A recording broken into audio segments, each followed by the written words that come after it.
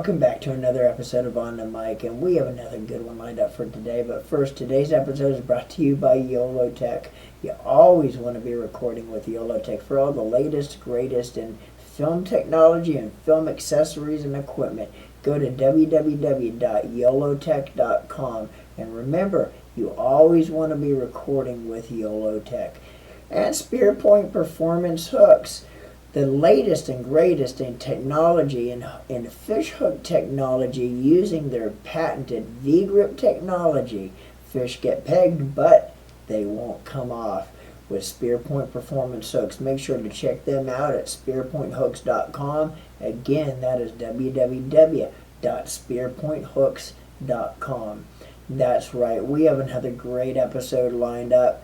Joining us on the show is Bassmaster Classic Champion, Bassmaster Elite Series Pro. Randy Howell is going to be joining the show tonight. We're going to have a fun show to talk about with Randy. We're going to go and we're going to dive deep into his classic win in 2014. One of the best, one of the most impressive, insane fishing stories of a Bassmaster Classic win that you'll ever hear. But we're going to dive into that story with Randy. And also a little bit of a side note on that Classic is it was just named one of the top 5 Bassmaster tournaments of all time yesterday on Bassmaster website. And there's also a YouTube channel if you want to see that tournament kind of almost in full. They have a 9-hour video with the top 5 tournaments of all time. And if you want to skip all the rest of them, go straight to it. It's the 4th segment on that video. It's a 9-hour video just put out by Bassmaster. It's really cool. So anyway, we're going to dive into that along with, quite a bit of other stuff we're going to talk about, including what Randy has coming up on November 14th. It's something he's been doing. This is the 15th year, and it's a really cool deal that Randy does once a year to give back, with King's Home and everything he does for that foundation. So make sure to check this episode out. So we're going to stop talking and we're going to dive right into it. So without any further ado, let's dive right into this week's episode with Randy Howell. I hope everybody enjoys. All right, we are on the mic with Bassmaster Classic Champion Randy Howell. How are you doing, Randy? And how's your day going so far, man? Man, it's going good. We are just hammered down, hustling, and getting ready for these last few days before the big King's Home boat giveaway and kids fishing event. So this is probably the busiest week of the year, Norman. I tell you what, I'm busier than any of my tournament week. Like day, night, all don't get much sleep all week. Just kind of stressing over this event, trying to make sure we do everything we can to pull it off and make it a success for King's Home and just make a lot of days for a lot of kids, and then also raise a lot of money to help a lot of people in need. So that's what this week's all about. And definitely, man, most definitely. I kind of can't even imagine how busy your week must be with all that. Everything kind of leading into the big finale there on November 15th. With the drawing and everything, man. And we're gonna get into that. We're gonna talk about that and King's Home, and there's a lot to go over about that, man. And so we're gonna really dive into that here in a minute. But I want to go back to the beginning, dude. Over 20 years as a professional bass angler, man. Scored you over 30 years now. Yeah, 30 years. But you scored your first Bassmaster professional win in 2004 on Lake Darnell. What kind of sticks out to you about that win? And of course, we all know the obvious, the differences between then and now. We know the obvious. But besides the obvious and the difference between then and now, what, in your eyes, is the biggest difference from in 2024 to what we got going on now with professional bass fishing, other than what everybody knows about? Well, it's man, I tell you, a lot of years have gone by kind of quickly, and it's pretty amazing to think. It doesn't feel like it was that long ago. I won my first major tournament was in 1998, FLW $100,000 event. I was fishing boat tours at that time. Oh, okay.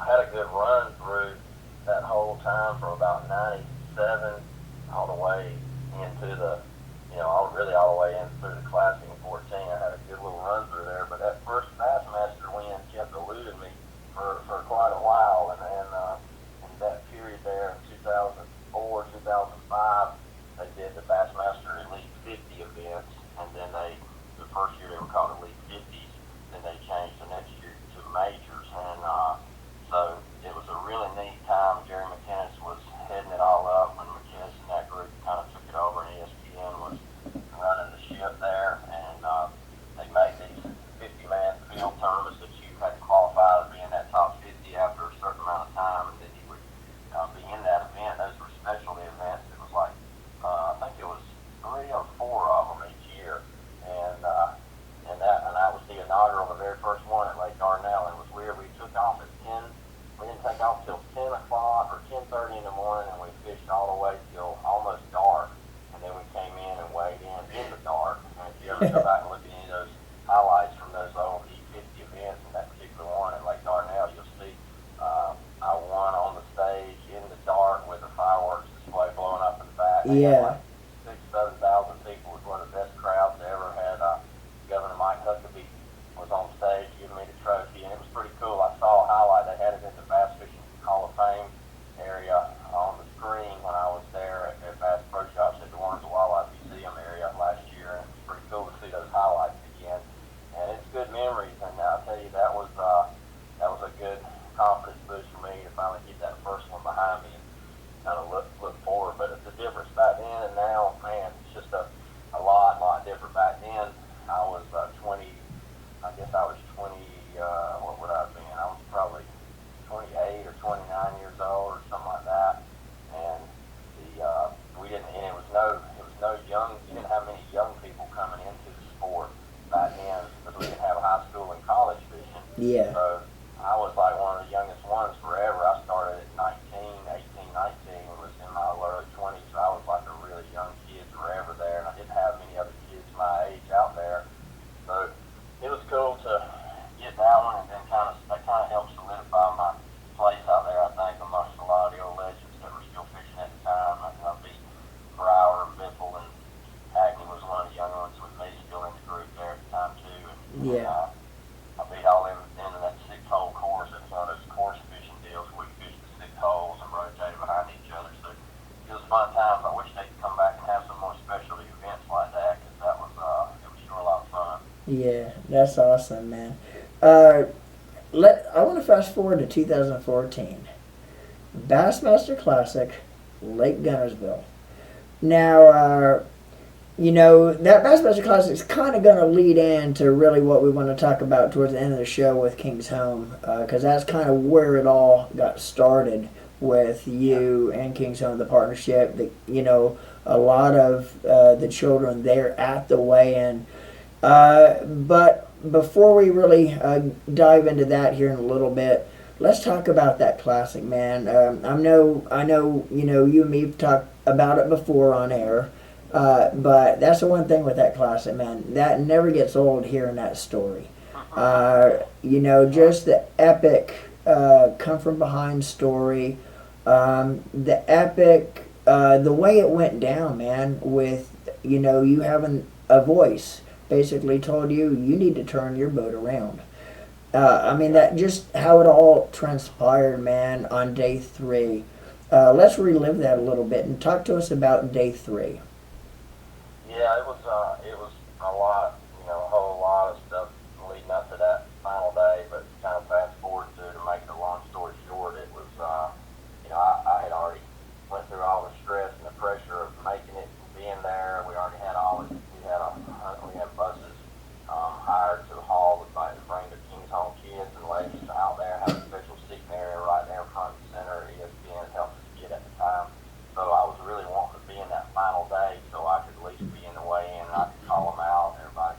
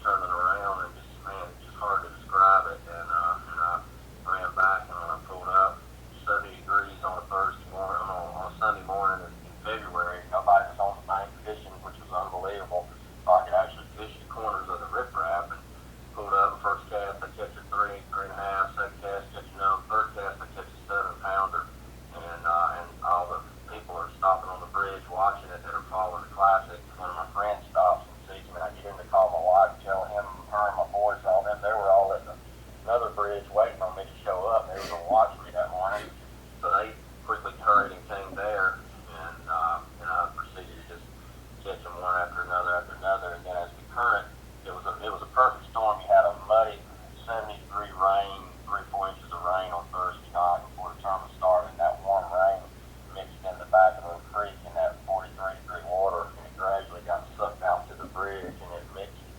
So you had a 56-degree stained water on that side of the bridge and 46 degrees on the other and clear. So every bass in the whole creek, I think, just were drawn to that pinch point of that warm water and that bait fish and all that, and they just all showed up there. Yeah. And it was a miracle. And so they quit biting for a minute. I quit throwing the DT6 at the time that I was throwing, and I had a new Livingston prototype howler bait. It became the howler after that. It got a little deeper, a little wider, a little more sound. And I changed to that after 3 or 4 other bait attempts. And boom, they started biting that. A third one, 5-pounder, and he choked the Livingston baby. And I said that on camera, and that was where that phrase came from. And Yeah. proceeded to catch them the rest of the day. And then at 12:30, they had already put a camera in my boat at like 8:30, 9 o'clock. And at 12:30, I call almost a 5-pounder out and hear that voice again say, go to the back of the creek right now. I saw another image and video of myself at the back of Spring Creek catching a big fish. And this is the rest of the story. And I said, I knew I heard that morning. I'm like, man, should I leave here? I don't think I should leave here. And then I heard it again, so I said, let's go. We run back here, and muddy as it could be, and I throw a bladed jig up there, and third cast, I catch a 6.5, and I pull out a 5.5, so I gain about a pound, and then nothing else. I go back to the bridge, keep catching them, never call again, go on in, get in there, and long story short, I had 29.2 and didn't think I had the 27, so I kind of shook up the guesstimates that they had there going on, and they weighed me in early, not thinking that I had the 27 pounds, not thinking I had a chance to win. Then when I had 29, they had to hold me on the hot seat, and I waited for the whole crowd, and then, here comes, the last one in, Edwin Evers, and he's usually a good closer, and, beat him and, the other boy from Paul Mueller. He was the Federation guy at the time. He had 32 pounds the day prior, and he had 24 that last day, and he was the one that scared me, but I beat him by a pound, and that was the story, man. It come from 9.5 pounds back at the time. It was the largest come from behind victory in classic history that year. And 2 years later, Jordan Lee beat that at Conroe, but that year was the largest come from behind victory. So it all happened right there in front of King Kong. It all happened with an exclamation point, so God got the glory for it. It was definitely a supernatural happening. It wasn't anything that a man, my ability, or anything else ever did. It was simply God's time and His providence, and it had a lot to do with King's Home and helping put them on the map. So the boat giveaway and all our efforts to help that ministry raise money kind of came to fruition, at large right there. Yeah. And one of the cool parts of that, and what an incredible story, Randy, also, and how that all played out for you. But one of the cool parts also was, Robin and the kids, they had no clue. They knew where you were going, but they didn't know where you ended up.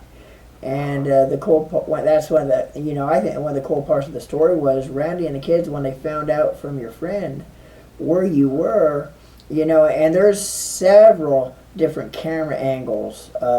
If you ever get a chance to go back and watch the footage, there's several different camera angles where you see Robin and Laker and Oakley in the background standing on the bridge amongst, I don't know how many was there, 100 maybe, lined up along the bridge. And that's the first, to my knowledge, that we've ever seen a Bassmaster Classic like that, where the winner actually had a stage, almost like grandstands, where people was actually cheering for him like it was in an arena from that bridge. So that's one of the cool things, in my eyes of, that entire deal with you. It is your family was able to actually watch you. And nowadays, you get family coming out in boats following with the brigade, the family's there with the boats. But that's the first time anything like that's ever happened, where they're actually able to sit there and watch it from land, which I thought was really, really cool. Yeah, it really was. It was very, very unique, very special, and like I say, I just think it put it as one of the greatest classics of all time. Bass has got that whole boat system up right now, about all these 20 different tournaments to vote on, which you think were the best of all, greatest of all times. And even if it hadn't been me, I would still look at that if somebody else had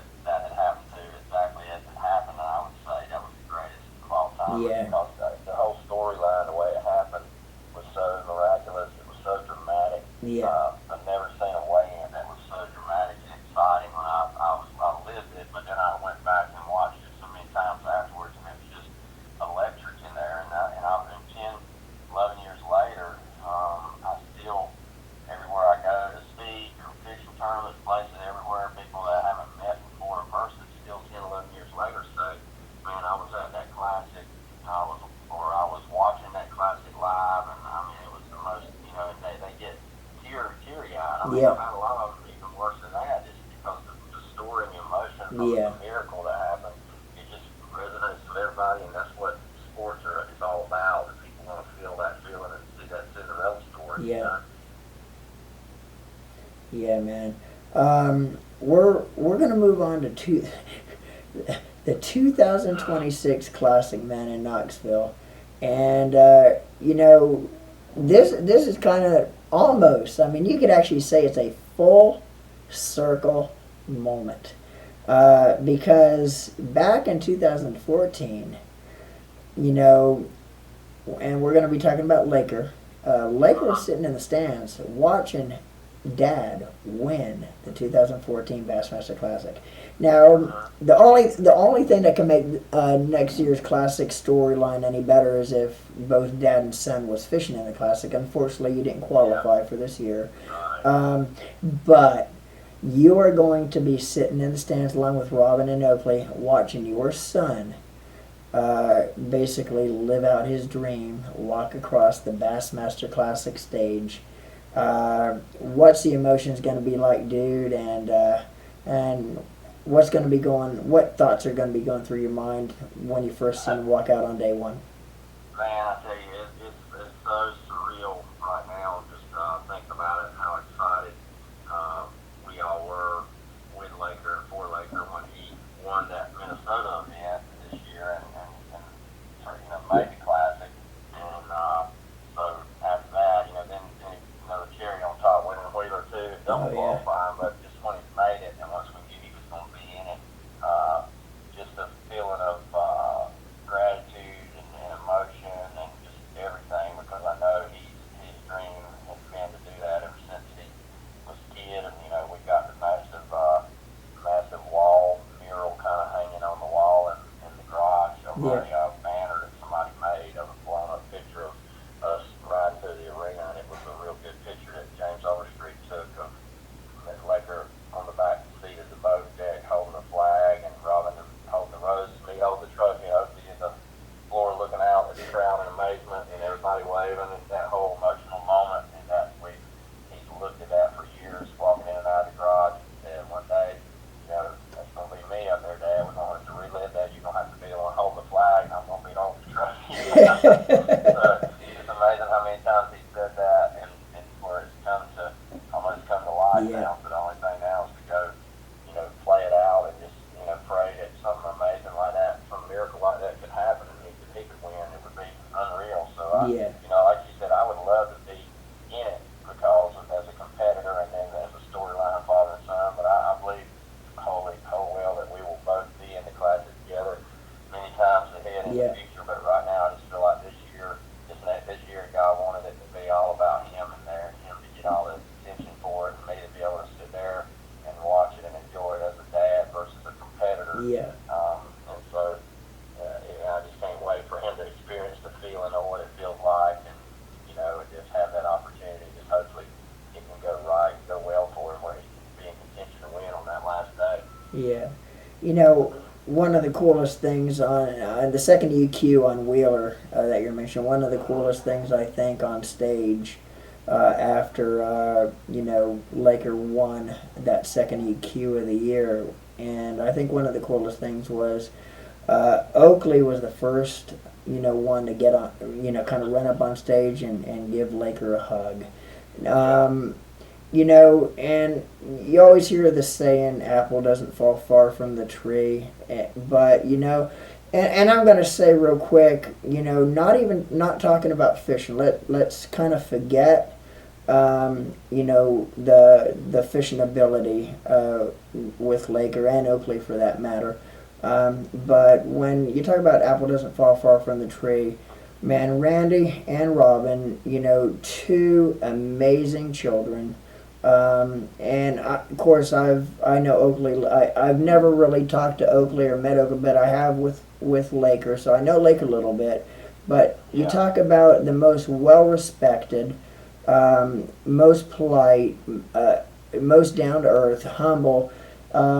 Basically, both Oakley and Laker are basically you, Randy, rolled up into one between both of them. So, kudos to you and Robin for raising two great, great kids. But yeah, I thought when Oakley came up and was the first up there and just embraced, that was the coolest thing ever for two brothers embracing like that on Yeah, stage. it was, man. I was crying, and I was trying my best to keep myself together and trying to enjoy the moment without just being You had those dark sunglasses on, and I knew why. but to see it was, and that was, and it made me emotional even more. Seeing, like you say, that moment how Oakley Yeah, charged the stage and jumped there and grabbed him from the back, picked him up, and how excited he was for his brother because he knows how much it means yeah, to him, and he knew how bad he struggled and how bad he needed to get a break like that. And so it's really cool, when you live this life like we've lived, and they've grown up on the road and homeschooled all those years. But yeah, Robin has been a part of everything and seen it all. They know the struggles and they know the victories, and they celebrate it all with us. And that's one thing I'm proud of. They celebrate other people's victories too. They care about other people, and they appreciate, and they like to see good things happen to other people too, not just themselves. yeah. Now, November 13th through 15th on Lake Okeechobee, Lakers actually going to be trying the third EQ. He's actually going to be trying to attempt to qualify for the 2026 elites if everything goes well in that tournament for him. What's that going to be like? First, from your point of view, being able to, you and Oakley, fish together on the elites, father and son. And the second part to that, Randy, is what stress and what is that going to be like for Robin sitting in the stands with both you and Laker out there, and I'm sure she's going to root for both of you. She's going to, but how's that going to be for Robin when you got both of you out there competing for wins and for blue trophies at the same time? And I think it'll just be even more joyful just to see the accomplishment, because that's the thing with the kids. You want your kids to always do better than you've done, and want to see the best for them all the time. And so knowing the work that it takes and the struggle that it is, but to see it all come to fruition like that, and just see him be able to live his dream and do what he's doing, and just watch him, watch God's favor on him. It's going to be exciting for her or me both, Yeah. Whether it's this year or or the following year. Unfortunately, the way they changed the EQs up on the points, Laker had a stellar year all year, like 5 top 10s. Yeah. If they'd have kept the points straight through all year, he would make it without a doubt. He wouldn't even have to do great in the last one to make it.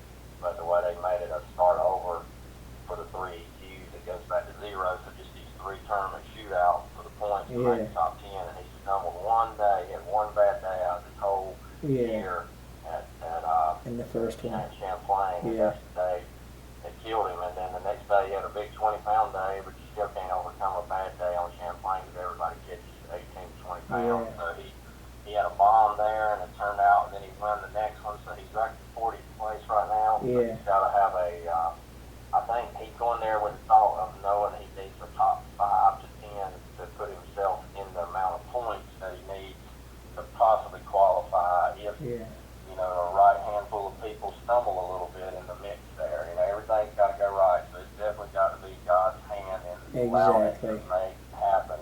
And if it doesn't, then, he's had a great year, and he's won 2 tournaments. That's what I tell him. He wants to make it so bad. And I'm so sad for him in a way that it's come to that after for one bad day, and the only place that one bad day could have ruined your year the way they did it. So anyway, hopefully it'll happen. It'll be a miracle story, but if it isn't, then, he's good with it. He'll be ready to fish the opens and try to make it in the following year. But I tell you, he's got more exposure and more out of winning 2 opens this year than maybe even the angler of the year on the Bassmaster Elite Series has gotten. Honestly, I think it's really just how much he's been on the airwaves. Yeah. And so I'm excited for him, whatever happens. Yeah. And like I told Laker, and I told him this when I had him on the first episode, and this is before any of the EQs started, I told him it's not if it's going to happen, it's when it's going to happen, because we know it's going to happen. You're going to be fishing on the elites with your dad soon. So it's not if, man, it's when. Hopefully it'll be this That's year, but right. if not, he's gonna be there. He's gonna be there real soon. He will. That's right. And we're going to use that to lead right into really what we want to talk about, man. Let's talk a little bit about King's Home. You have something very, very special. That this is the 15th annual. You already had 14 in the past of these since 2015 was was the first year. I think 2011. 2011. The first one, Yeah. first giveaway. You've so far to date, and I hope I got this stat right now because last time I had you on, I really botched this stat, and you had to correct me on it. But $3.7 million raised to date. That's correct. Yeah, so let's talk. Yeah, man, let's talk a little bit about that, and also for the viewers that's going to watch this show is actually going to air Monday. So you still have 5, I think, days left before the actual drawing. 12 noon, and you're going to get into a little bit of the details too, but 12 noon's the cutoff, I believe. We are going to put the link in the description of this episode, the direct link to go to donate.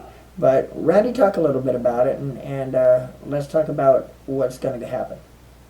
Yeah, it's definitely the biggest year milestone for us because of being the 15th anniversary, and like you say, 3.7 million in 14 years of Triton boat giveaways. This year, being a 15th anniversary, we're giving the biggest prize ever away with this big Ranger CQ521R, and it's a $123,000 loaded out package. First year with Yamaha. Yamaha stepped up this year and really wanted to be a part of the giveaway, and they really, did us good, and we were really proud to have Yamaha join on board, and Ranger too, being part of the same White River family with Triton and Nitro, Johnny Morrison's group. So I think this new season with this new boat, all the good stuff that we've got on this boat, all the good parts and accessories from all the companies, man, it's going to really hopefully bring a lot more people into wanting to take a chance and donate $100 or more to get those tickets to try to win the boat. And it's really neat because we all live in this world today, and we know how much everything costs more and more and more every year. It costs just to run your own family, your own life, and with inflation and everything else. So imagine when you have 275 kids, teens, children, ladies, women, all kinds of moms with children. You've got them spread around 6 counties and 27 campuses, homes scattered around. It costs. They got a 10. They had this year. They've had a $10.2 million operating budget. Next year it's projected to be $10.8 billion. That's how much it goes up every year right now. So if we raise, I want to raise 500,000. That's my goal, really bad, and that's 5,000 tickets. And so many people buy multiple tickets. It's not even 5,000 people. It's roughly 4,000 people, 4,700 people could buy at least one or multiple tickets. We could get there so easily. And 500,000 would operate 3 group homes for a whole year. It costs about $175,000 a year to operate one group home, which is 5 girls or 5 boys in a boys ranch, girls ranch home with house parents. House parents make full-time salaries to be house parents there. That's their job because of the way it's done so precisely, and all the expenses and living and everything else there, the security that they're part of, and an enclosed place that are safe and secure from the boards of the state. A lot of them, because most of these kids are coming from the worst abuse. A lot of them come from foster care abuse. Foster care Right. where that's such an abused deal where people see a way of getting money by fostering and getting money from the state, and then they end up being the ones that abuse them the worst. It's such a sad system and the evil in the world. So it's just great to have a refuge place where hope lives. That's what King's Home says, is where hope lives. These kids get rehabilitated and they learn what love is. They know about Jesus. They get their lives straight and on the right track and put their past behind them. And it's been so many years of doing this now. We've got kids that were young and even 10 to 12 to 14 years old that are now in their upper 20s, with married and with kids. They come back out to the homes, out to the ranch, and do help us with the giveaway event. It's just so great to just watch these kids grow up and thrive, go to college, go to military, go to workforces, and just do great things.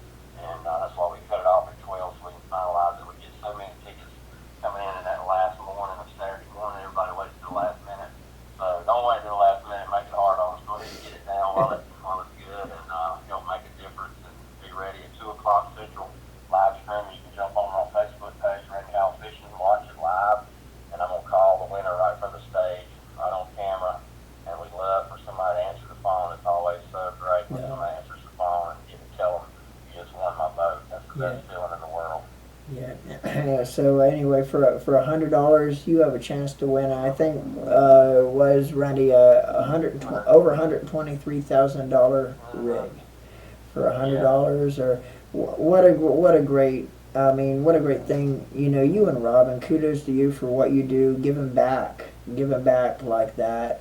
You know, for King's Home. That is super awesome, man. And we'll definitely have in the description of this episode when it hits the platforms, we're going to have the direct link, so you could click on the direct link. It'll take you right to the King's Home, Randy Howell's page on the King's Home site, and you'll be able to donate. So anyway, man, that is awesome, Randy. Real quick, man, we're going to end this thing here real shortly, but we have got to talk a little bit about Robin. Now, Robin's been there with you from day one. She's been there from the beginning, really. And if I'm right, high school sweethearts, I think 10th grade. Yeah, 33 years we've been married. We've been married longer than we've been single. Yeah, and the unsung hero behind Randy Howell Fishing, quite honestly, she basically, keeps your platform, what you do afloat, basically. Let's talk, what does Robin mean to what you do? And,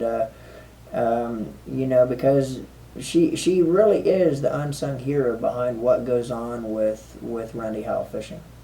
Yeah, no doubt, man. We've been married, like you say, 33 years, and we've been together really since we were 15 years old, 15, 16 years old. High school, we grew up a lot together after that, fished together. She loves to fish. She's got a passion for fishing, just like I do. And so she's kind of, put her dreams into me and her dreams into what my dreams were. And, we became one, and that's what we've done together. And we struggled together, and we went through the ups and downs and the emotional roller coaster of this lifestyle, but we've done it all together, and it's been a great life we've been able to lead together. She got a college degree to be a teacher and was able to homeschool the boys, and it's just been a great thing to watch her, put her sacrifice, her time and everything, her whole life is spent to serve me and our boys, and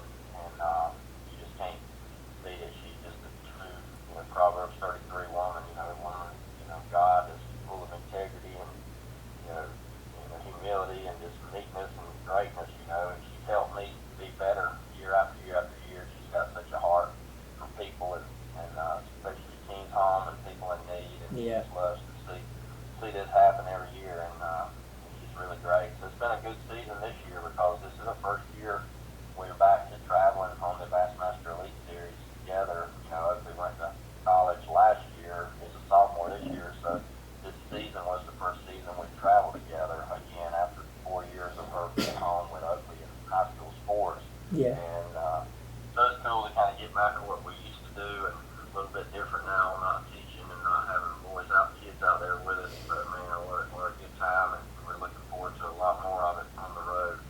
So, that's awesome, Randy, man. And once again, too, we're going to put the direct link to King's Home, to Randy's boat giveaway in the description of this episode as well, man. Get on there, get involved, and $100, you could actually walk away. You have a chance to walk away with Randy's 2025 tournament rig. So anyway, Randy, I appreciate the time, man, and it's always a pleasure when we're able to sit back and just kick it and talk, dude. It's always a pleasure talking to you. yes, sir, man. I appreciate you, guys. Appreciate you, and it's a lot of fun, man. Keep up the good work. Thanks for using us and spreading the word, and we're going to have a great event, and if you're able to come in person, it's open to the public. Anybody that's in driving distance that wants to come to, Chelsea, Alabama, which is just right outside of Birmingham, is an open free event. It'll be a fishing event for kids around the lake. We have high school fishing teams there that day to help all the fishing. If anybody wants to just come hang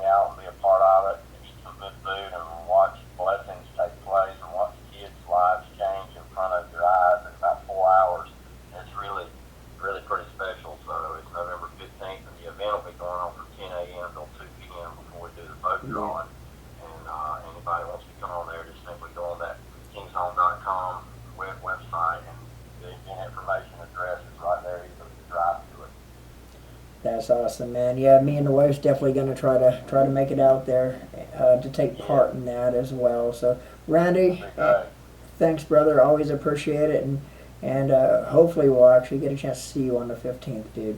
Yeah, man, sounds good. I appreciate you having us, and y'all get your tickets, man. Don't wait. KingsHome.com/Randy Howell. Let's make a difference. Exactly. Link will be in the description as well, guys. So anyway, that's about it for tonight. See everybody on the water. Thanks for watching this week's episode of On the Mic with Randy Howell. Make sure to subscribe to our YouTube channel and follow us on Facebook, TikTok, and Instagram at Norman Lee Fishing. This has been an NLF production.